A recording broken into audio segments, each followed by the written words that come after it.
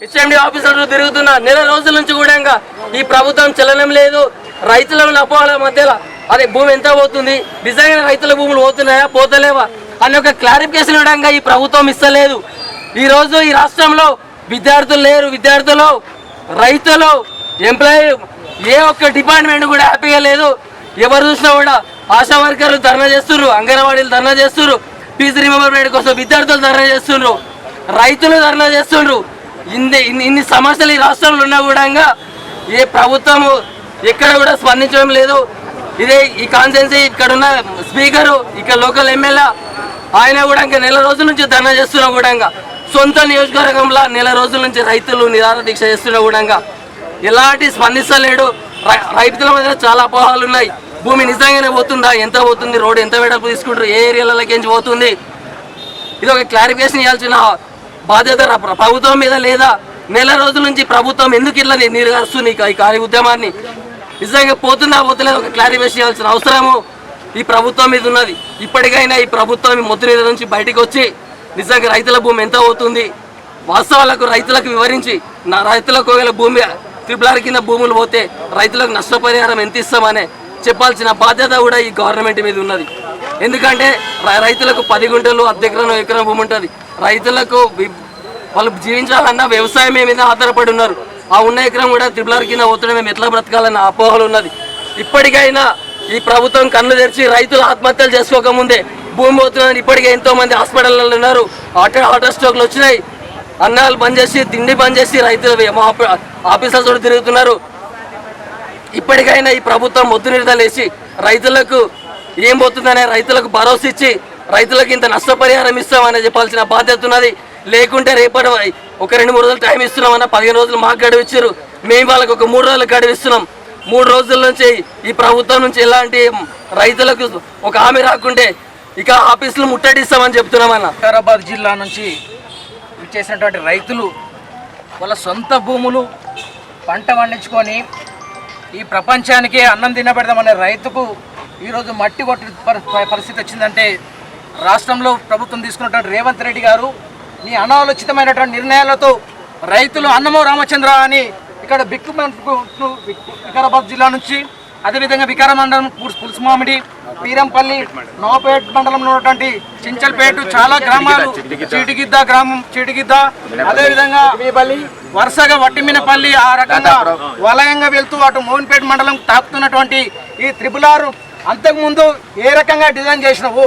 అంతకుముందు ఉన్నటువంటి డిజైన్లో నువ్వు బ్లాక్ మెయిల్ చేసి అక్కడ ఏవైతే వెంచర్లు ఉన్నాయో, విల్లాలకు ఇచ్చినావో, ప్లాట్లు ఇచ్చినావో అవన్నిటిని బ్లాక్ మెయిల్ చేసి ఆ డిజైన్ మార్చి కొడుకులారా ఇస్తారా సస్తారా అనే డిజైన్ ఇచ్చి అమాయకమైనటువంటి రైతుల పొలాల మీదకి తీసుకపోతే ఈ రైతులకు ఎవరు దిక్కులేడు అనుకుంటున్నావా? ప్రతి అఖిల పక్షంగా అదే బీజేపీ తరఫున, అదేవిధంగా బీఆర్ఎస్ తరఫున ఈరోజు మేము రైతులకు అండగా నిలబడ్డాం. వికారాబాద్ జిల్లా నుంచి ఎన్నికల శంకరం ముగిస్తామో, ఏ విధంగా అయితే నువ్వు ప్రారంభం చేసినావో నీ ఓటమి కూడా వికారాబాద్ జిల్లా నుంచే ప్రారంభం అవుతుంది. అదేవిధంగా వీళ్ళకి ఏ విధంగా అయితే మార్కెట్ ధరకు, ఇప్పుడున్నటువంటి మార్కెట్ ధరకు వీళ్ళకి ఇవ్వాలి. భూసేకరణ చట్టం నువ్వు కోడంగల్ లగచల్లా నువ్వు ఎట్లా అమలు చేసినావో మా వికారాబాద్ జిల్లాలో ఉన్నటువంటి వికారాబాద్ జిల్లా నవపేట వికారాబాద్ మండలంలో ఉన్నటువంటి వాళ్ళకు కూడా అదే రకంగా వీళ్ళకి కూడా ఇవ్వాలి. ఒకవేళ నువ్వు కాదు ఖచ్చితంగా నువ్వు ఇదే విధంగా చేస్తా అంటే రైతు ఎత్తేడ్చిన వ్యవసాయం ఏ విధంగా అయితే బాగుపడదో కొడక, నువ్వు ఈ రైతులు ఏది ఒక్కసొక్కరు తలుచుకుంటే ఒక్క యూరియా బస్తా కోసం ఎన్ని గంటలు వెయిట్ చేస్తున్నారు అక్కడ ఒకసారి ఆలోచన చేయండి. ఈ రైతులే కదా, ఈ రైతులు పండించిన పంట తింటున్నావు నువ్వు. ఈరోజు ఈ రైతులకు మాత్రం నోట్లో మట్టి కొడుతున్నావు నువ్వు. రైతు ప్రభుత్వాన్ని ఖచ్చితంగా ప్రజాపాలన అని చెప్పి అటు విద్యార్థులను మోసం చేస్తున్నావు, ఇటు రైతులను మోసం చేస్తున్నావు, ఇట్లా అన్ని రకాల కార్మికులను మోసం చేస్తున్నావు. అన్ని రకాలుగా మోసం చేసినటువంటి రేవంత్ రెడ్డి ప్రభుత్వాన్ని ఖచ్చితంగా గద్దెదించాలని మేము బీజేపీ పార్టీ తరఫున డిమాండ్ చేస్తున్నాం. నవాపేట్ మండలం సంబంధించినటువంటి ట్రిపుల్ బాధితులు రైతులు ఎవరైతే ఉన్నారో వాళ్ళు ఈరోజు ఈ ధర్నా కార్యక్రమానికి ఆర్డీఓ ఆఫీస్కి రావడం జరిగింది.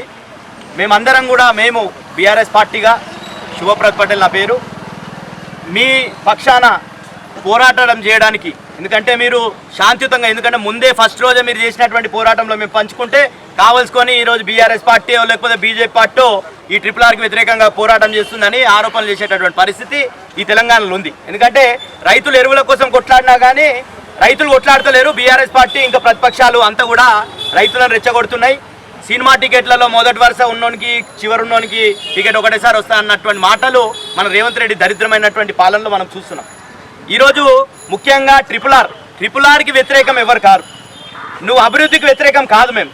కానీ ఫస్ట్ అలైన్మెంట్ ఏది? ఫస్ట్ అలైన్మెంట్ ఎక్కడి నుండి పోతుండే? ఆ అలైన్మెంట్ మీ మార్పుకు కారణం ఎవరు? మీరు ఈరోజు రైతులందరూ కూడా ఆరోపిస్తున్నారు. ఒక ఎంపీకి సంబంధించినటువంటి మాజీ ఎంపీకి సంబంధించినటువంటి 200 ఎకరాల భూమిలో నుంచి ట్రిపుల్ ఆర్ పోయేది ఉండే. అదేవిధంగా బడా నేతలకు, ఎవరైతే బడా నేతలు ఫామ్ హౌజులు వెంచర్లు ఉన్నటువంటి దాంట్లో నుండి పోయేటటువంటి అలైన్మెంట్ని అమాయకమైనటువంటి రైతులు ఎకరా అర్ధెకరా 10 గుంటలు ఉన్నటువంటి రైతుల భూముల నుండి మేము ఈరోజు ట్రిపుల్ ఆర్ వేసి అదేవిధంగా భూసేకరణ చట్టం కాకుండా నేషనల్ హైవే చట్టం ప్రకారంగా అక్వైర్ చేస్తాం, ఏదో తూతు మంత్రంగా కాంపెన్సేషన్ ఇస్తాం అనే విధంగా ఈ ప్రభుత్వం వ్యవహరిస్తున్నది. ఎందుకంటే నేషనల్ హైవేకి సంబంధించినటువంటి కేసులో నేను వాదించిన మన్నెగూడ నుండి రావులపల్లి వరకు నేషనల్ హైవే అయింది.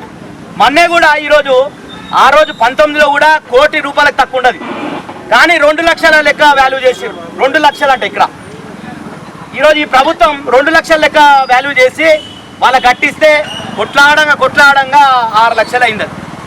ఇట్లాంటి దుస్థితి ఈ రైతులకు రావద్దు. ఏదైతే నిజంగా నువ్వు అక్కడ కోట్ల రూపాయలు 2 కోట్లు 3 కోట్లు 4 కోట్లు ఉన్నటువంటి ఆలూరు నుంచి ఇక్కడ నుంచి పోవాలనో ఆ భూములకైతే నువ్వు ఏ రేట్లు కట్టియకుండా వాళ్ళ కాపాడే ప్రయత్నం ఏదైతే చేస్తున్నావు, ఇది పెద్ద ఎత్తున కుంభకోణం. ఇది ప్రభుత్వ కుంభకోణం. అలైన్మెంట్ మార్చిరంటే కేవలం ఇదేదో మనము అక్కడ రైతులు ఏం చెప్తారు, ఈరోజు అసైన్ ల్యాండ్ ఉందని తీసుకుంటామంటారు. కానీ ఇది కాదు, పెద్ద కుంభకోణం నడుస్తుంది తెలంగాణ రాష్ట్రంలో.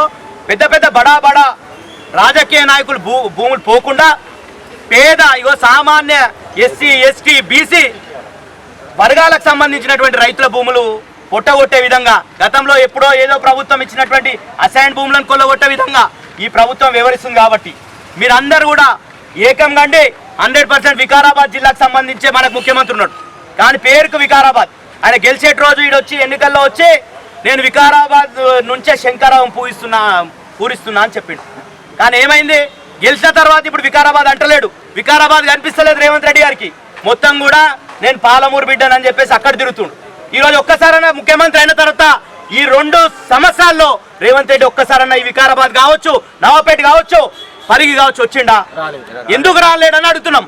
ఇదే ప్రాంతం కదా ఇది.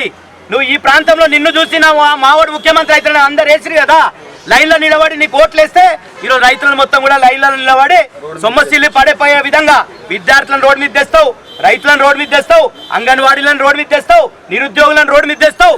మొత్తం తెలంగాణలో ఉండేటటువంటి సమాజాన్ని అంతా కూడా రోడ్ల మీద తెచ్చేటటువంటి పరిస్థితి రేవంత్ రెడ్డి గారు కల్పించారు. కాబట్టి తప్పకుండా హెచ్చరిస్తున్నాం రేవంత్ రెడ్డి గారు, నువ్వు ఏదైతే లగచెర్లలో ఏదైతే పోరాటం చూపించిరో నీ కాన్సెన్సీ నువ్వు ఏదన్నా చేసుకోవచ్చు అని భావించినావు. కానీ ఆడ గిరిజనులంతా కూడా తిరగబడితే నువ్వు ఎట్లా తోక ముడిచినావో, ఆ నోటిఫికేషన్ ఉపసంహరణ ఏ విధంగా చేసుకున్నావో మళ్ళొకసారి అదే విధంగా ఈ ట్రిపుల్ ఆర్కి సంబంధించిన దాంట్లో కూడా నువ్వు పరిహారం ఎంత ఇస్తావో చెప్పు. ఫస్ట్ నువ్వు ఆడైతేనేమో నారాయణపేటలో పోరాటం చేస్తే ఆడ 20 లక్షలు లెక్కిస్తా అంటున్నాడు. ఇక్కడ ఎంత ఇస్తావు చెప్పు. నువ్వు ఒక్కొక్కటి ₹1 కోటి సంబంధించినటువంటి భూమి ₹1 కోటి ఎక్కడ ఉంటుంది? అట్లాంటి భూమిని నువ్వు ఏదో 2 లక్షలు 3 లక్షలు లెక్క కడతామంటే ఒప్పుకునే పరిస్థితి లేదు.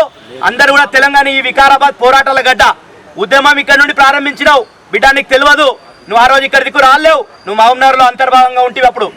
కాబట్టి నీకు తెలియదు వికారాబాద్ వల్ల పోరాట పూర్తి ఏంటంటే తెలియదు. కాబట్టి నిన్ను హెచ్చరిస్తున్నాం, నువ్వు ఈ ట్రిపుల్ ఆర్ రైతులతో చర్చ చేయాలి. చర్చ చేసి వాళ్ళు ఏదైతే న్యాయబద్ధంగా అడిగేటటువంటి కాంపెన్సేషన్ ఇవ్వాలి, లేకపోతే ఎందుకు అలైన్మెంట్ మార్చాల్సి వచ్చిందో అది కూడా చెప్పాల్సినటువంటి బాధ్యత ఉందని చెప్పేసి మేము మీ పత్రికా ముఖంగా అందరు కూడా తెలియజేస్తూ ఈ అవకాశం ఇచ్చినటువంటి అందరికీ పేరు పేరున ధన్యవాదాలు.